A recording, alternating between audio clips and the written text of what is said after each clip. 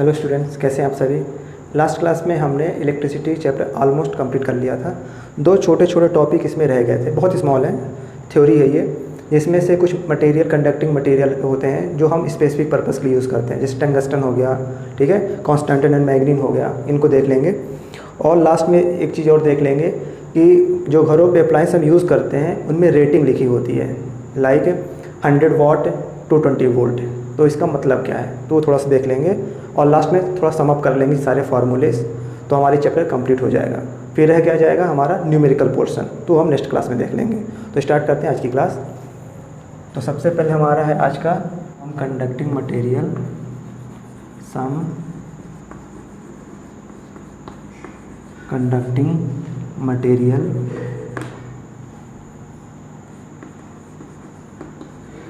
Used for specific purpose, specific purpose.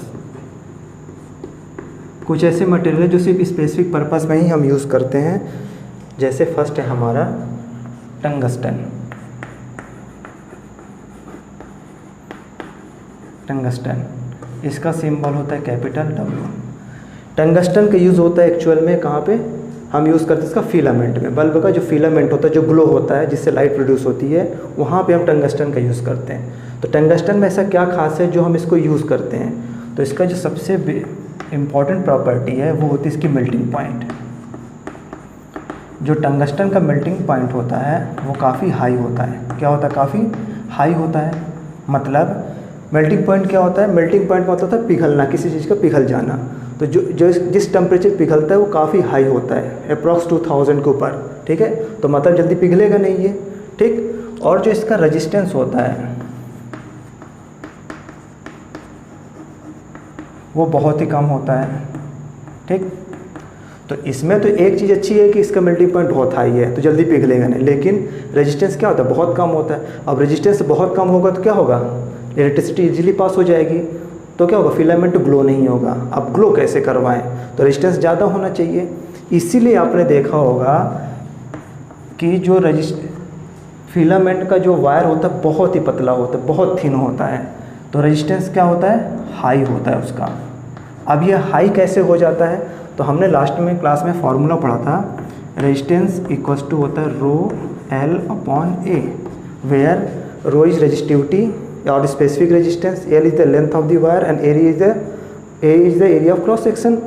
मतलब यदि हमें रेजिस्टेंस को क्या करना है, बहुत ज़्यादा करना है, तो मतलब एरिया ऑफ क्रॉस सेक्शन क्या कर दें हम, बहुत कम कर दें। यदि एरिया ऑफ क्रॉस सेक्शन बहुत कम होगा, मतलब कोई भी वायर बहुत पतला होगा, तो रेजिस्टेंस क्या हो जाएगा, बहुत ज़्यादा हो जाएगा, ठीक है। मतलब इन्वर्सली प्रोपोर्शनल है ना, मतलब इसका जस्ट अपोजिट इसका होगा, ठीक है। एरिया बहुत कम होगा तो ये क्या होगा, बहुत ज़्यादा होगा। इसलिए आपने देखा होगा जो फिलामेंट का वायर होता है वो बहुत पतला होता है, ठीक है। बहुत पतला हो मतलब रेजिस्टेंस ज़्यादा होगा, मेल्टिंग पॉइंट ऑलरेडी ज़्यादा होती है, इसलिए जब ये बहुत पतला होगा तो रेजिस्टेंस क्या हो जाएगा, बहुत ज़्यादा होगा। और जब इसमें से इलेक्ट्रिसिटी पास होगी, क्योंकि रेजिस्टेंस बहुत ज़्यादा है, तो क्या हो जाएगा, ये ग्लो होना शुरू हो जाएगा। काफ़ी टेम्परेचर के बाद क्या होता है, ये ग्लो होने लग जाता है, ठीक। इसीलिए हम इसमें फिलामेंट में क्या करते हैं, बहुत पतले वायर का यूज़ करते हैं। लेकिन जब ये ग्लो होता है हाई टेम्परेचर पे, तो इसका एक ड्रॉबैक होता है। क्या ड्रॉबैक होता है, हाई टेम्परेचर पे जो ये टंगस्टन होता है वो एयर के साथ रिएक्ट कर जाता है। क्या होता है, एयर के साथ रिएक्ट करके क्या बना देता है, ये ऑक्साइड बना देता है। क्या बना देता है, ऑक्साइड। अब ये ऑक्साइड बन गया जो हार्मफुल हो सकती है, तो इससे रिमूव करने के लिए, ताकि ऑक्साइड ना बनाए, बल्ब में इनर्ट गैस फिल की जाती है। क्या फिल की जाती है, इनर्ट गैस।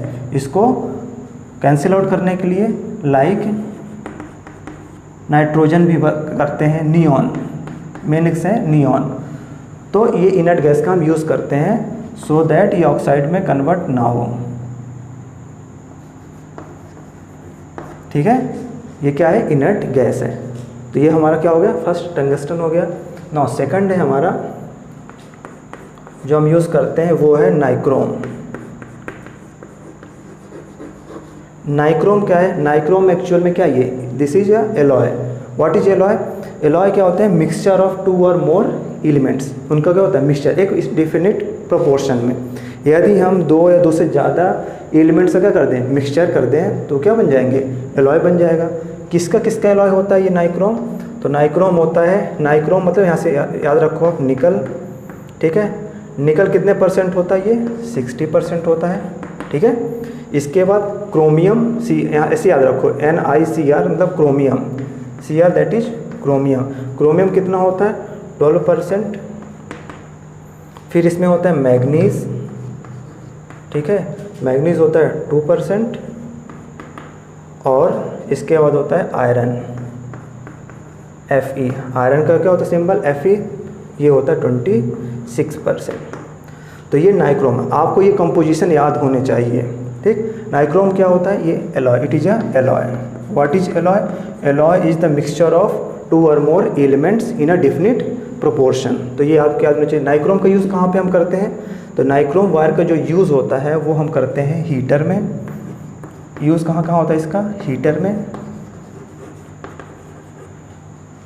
अच्छा, एक चीज़ मैं और बताना भूल गया मैं, इसका नाइक्रोम में क्या होता है, इसका जो रेजिस्टेंस होता है, ठीक है, नाइक्रोम का जो रेजिस्टेंस होता है वो काफ़ी ज़्यादा होता है, ठीक है। और इसका जो मेल्टिंग पॉइंट होता है वो भी क्या होता है, बहुत ज़्यादा होता है, ठीक है। नाइक्रोम का रेजिस्टेंस भी ज़्यादा, रेजिस्टेंस ज़्यादा मतलब ऑब्स्टेकल प्रोड्यूस करेगा। जब ऑब्स्टेकल प्रोड्यूस करेगा तो करंट इजीली फ्लो नहीं हो पाएगा, और जब करंट इजीली फ्लो नहीं होगा तो क्या होगा, ग्लो होगा।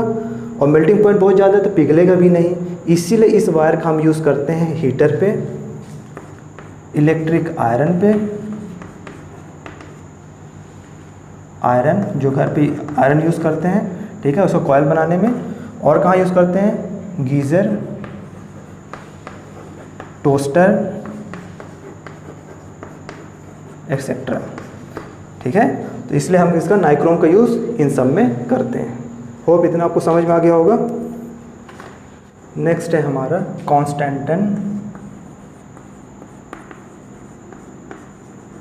And manganin. Constantan and manganin, this both are also alloy. ये भी क्या है, एलॉय है, मतलब ये मिक्सचर ऑफ क्या होंगे, एलिमेंट्स होंगे। तो कॉन्स्टेंटन किसका मिक्सचर है, तो जो कॉन्स्टेंटन मिक्सचर होता है वो कॉपर का होता है, ठीक है। कॉपर इसमें कितने होंगे, कॉपर, तो कॉपर होगा 60% और इसमें होगा, इसमें निकिल 40%, ठीक है। और मैग्नीन भी क्या होता है, mixture of elements that is it is also alloy. तो इसमें कॉपर होता है 84% और इसमें होगा मैग्नीज 12% एंड निकिल 4%। तो ये आपको याद रखना है। इनका जो रेजिस्टिविटी होती है वो क्या होती है, मॉडरेट होती है। और कॉन्स्टेंटन एंड मैग्नीन का जो यूज़ होता है वो सबसे ज़्यादा हम करते हैं रेजिस्टेंस बॉक्स बनाने में। एक तो रजिस्टर बनाने में, रेजिस्टेंस बॉक्स बनाने में, रेजिस्टेंस बॉक्स बनाने में, ठीक है। तो इसका कॉन्स्टेंटन और मैग्नीन का यूज़ होता है। और लास्ट में हमारा जो है, जो फोर्थ है, जो हम सबसे ज़्यादा यूज़ करते हैं, हम उसको करते हैं टिन का एंड लेड का, ठीक है। टिन का जो सिंबल होता है, वो होता है Sn, ठीक है। और लेड का सिंबल होता है प्लम्बम दैट इज Pb, ठीक है। इसका यूज़ करते हैं हम फ्यूज़ वायर बनाने में, फ्यूज़ वायर, ठीक है। फ्यूज़ वायर में इनका यूज़ हम क्यों करते हैं, तो इसका सबसे मेन रीज़न है क्योंकि इसका रेजिस्टिविटी क्या होती है, दैट इज रेजिस्टेंस कम होता है, ठीक है। और इसका मेल्टिंग पॉइंट भी क्या होता है, वो ये भी कम होता है। अब क्या होगा, रेजिस्टेंस कम होगा, मेल्टिंग पॉइंट मतलब जल्दी पिघल जाएगा, रेजिस्टेंस मतलब करंट इजीली पास हो जाएगी। तो क्या होता है कि फ्यूज़ वायर को हम कम है इनका, तो क्या होगा, जल्दी से ही पिघल जाएगा, ठीक है। और जब जल्दी से पिघल जाएगा तो ब्रेक हो जाएगा। इसलिए फ्यूज़ वायर में हम लेड और टिन का यूज़ करते हैं, ठीक है। और जो फ्यूज़ वायर होता है हमेशा जो होता है इलेक्ट्रिसिटी जो फिटिंग होती है उसमें सीरीज़ में कनेक्ट करते हैं, ठीक है। क्योंकि पैरेलल में कर देंगे तो जल्दी ब्रेक नहीं होगा, सीरीज में जल्दी ब्रेक हो जाएगा, ठीक है। इसीलिए लेड और टिन का यूज़ हम किस में करते हैं, फ्यूज़ वायर में करते हैं। इतना आप लोग को ध्यान रखना। और इसका जो कनेक्शन करते हैं वो हमेशा सीरीज़ में करते हैं, ठीक है। नेक्स्ट है हमारा रेटिंग ऑफ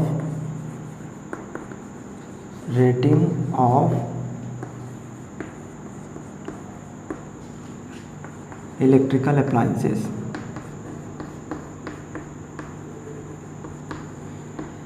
जो घरों पे हम अप्लायंसेस यूज़ करते हैं उनमें नॉर्मली क्या दिया जाता है, रेटिंग का क्या मतलब है, रेटिंग का मतलब है उनमें करंट तो नहीं लिखा रहता, नॉर्मली क्या लिखा रहता है, पावर की वैल्यू लिखी रहती है, और क्या लिखा रहता है, वोल्टेज।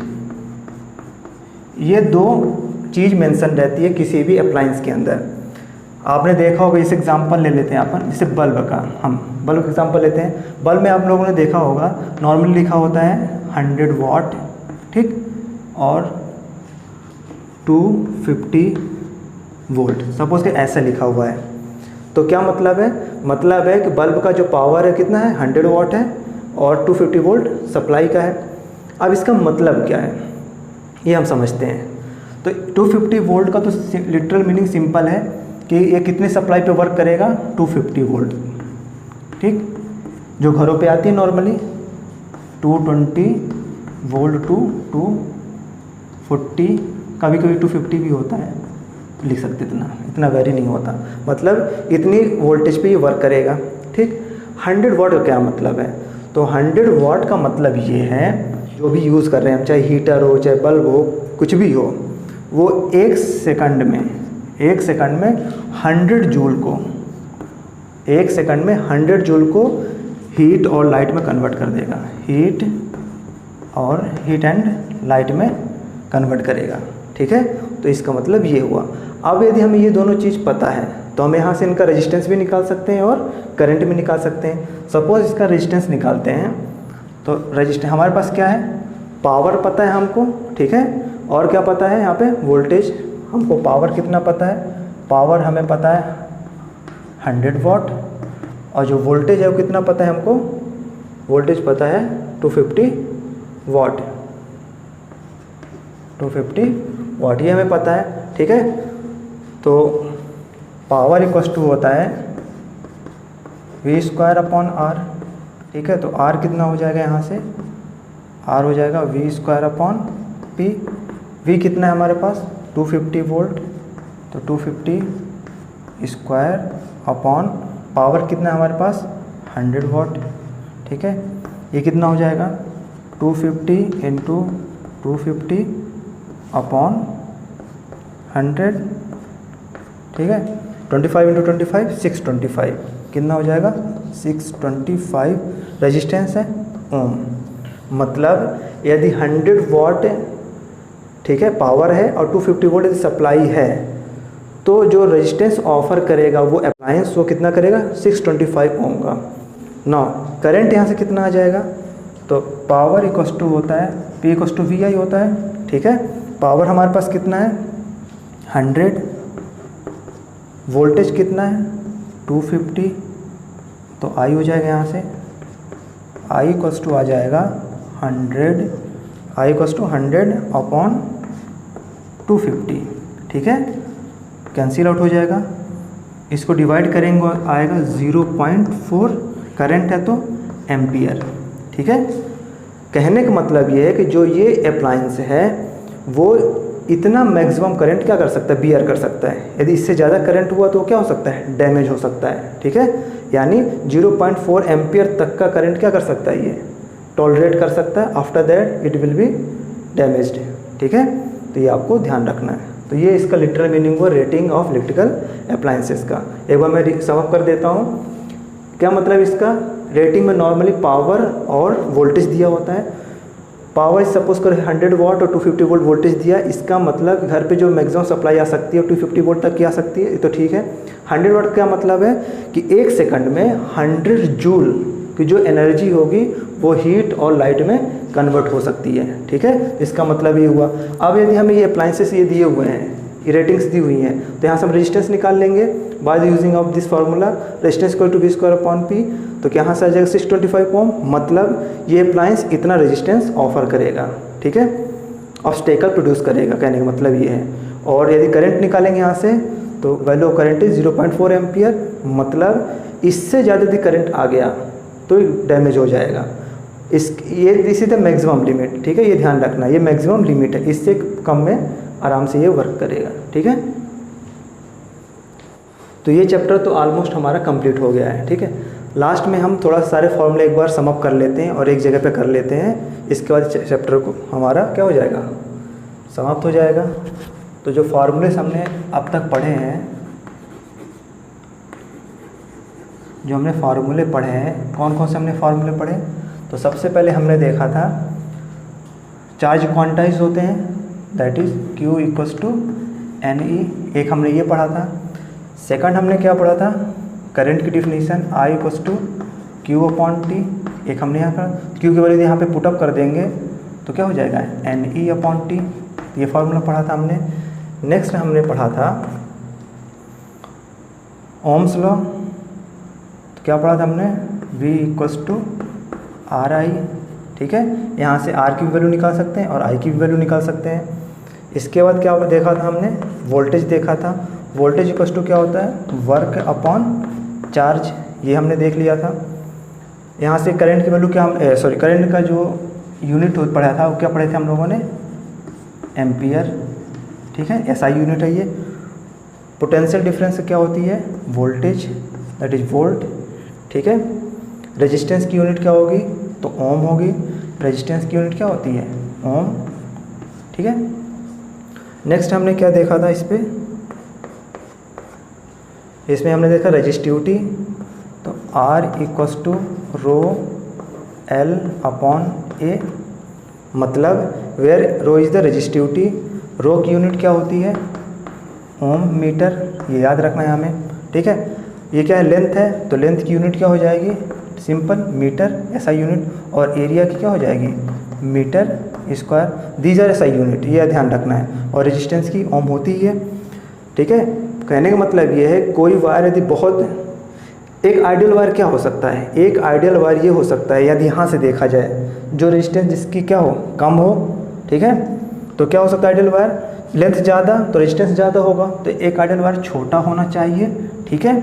और एरिया ऑफ क्रॉस सेक्शन यदि क्या कर दें हम, बहुत ज़्यादा कर दें, तो रेजिस्टेंस क्या हो जाएगा हमारा, कम हो जाएगा, ठीक है। एरिया ऑफ क्रॉस सेक्शन ज़्यादा का मतलब क्या है, मोटा कर दें वायर, मतलब थिक कर दें, तो एक आइडियल वायर ऐसा होना चाहिए, ठीक है, जो बहुत ज़्यादा मोटा हो और छोटा हो, जो एक्चुअल में पॉसिबल ही नहीं है, ठीक है। इसीलिए जब ट्रांसमिशन लाइन में या फिर घर तक जो इलेक्ट्रिसिटी आती है उसमें क्या होता है, बहुत सारा एनर्जी का लॉस हो जाता है, ये इसी वजह से होता है, क्योंकि वायर तो काफ़ी लंबे होते हैं, तो ये फर्स्ट मतलब कंडीशन नहीं फुलफिल हो सकता।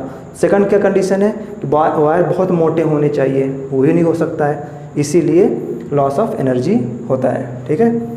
इसके बाद हमने क्या देखा था, इसके बाद कॉम्बिनेशन ऑफ रेजिस्टेंस देखे थे हम लोगों ने, तो क्या देखा था, R जो हमारा सीरीज़ होता है वो होता है R1 + R2 + R3 + so on, R4 R5 and R6, ठीक है, Rn तक ले सकते हैं। कहने का मतलब ये है कि जो हमारे सीरीज़ में रेजिस्टेंस ऐड है, सीरीज़ का मतलब एक के बाद एक, क्या है ये, एक के बाद एक का ऐड होना, एक टिप के बाद दूसरे, इसका एंड पॉइंट में सेकंड का स्टार्टिंग पॉइंट, इसके एंड में इसका स्टार्टिंग पॉइंट, यदि हम ऐड अप कर दें तो क्या हो जाएगा, सीरीज़ हो जाएगा, ठीक है। सीरीज़ में क्या होता है, सीरीज़ में वोल्टेज हर जगह क्या होता है, डिफरेंट होता है, ये मैंने बताया था, वोल्टेज क्या होता है डिफरेंट, लेकिन करंट क्या होता है, सेम होता है, ठीक है।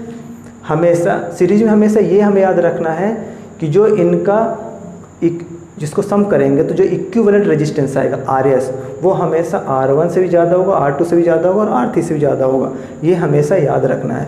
क्या मतलब है, जो RS का जो इक्विवेलेंट हमारा आएगा वो हमेशा R1 से भी ज़्यादा होगा, R2 से भी ज़्यादा होगा और R3 से भी ज़्यादा होगा, ये हमें हमेशा याद रखना है, ठीक है। ये मैंने बताया था क्योंकि ये सीधे हमें हेल्प करेगा न्यूमेरिकल सॉल्व करने में। नेक्स्ट हमारा क्या है, आर पैरेलल, ठीक है। तो क्या देखा था हमने आर पैरेलल में, 1/r पैरेलल इक्वल्स टू क्या होता है, 1/r1 plus 1/r2 plus 1/r3, ये हमने देखा था। क्या मतलब यहाँ पे पैरेलल का, पैरेलल का मतलब है ऐसा,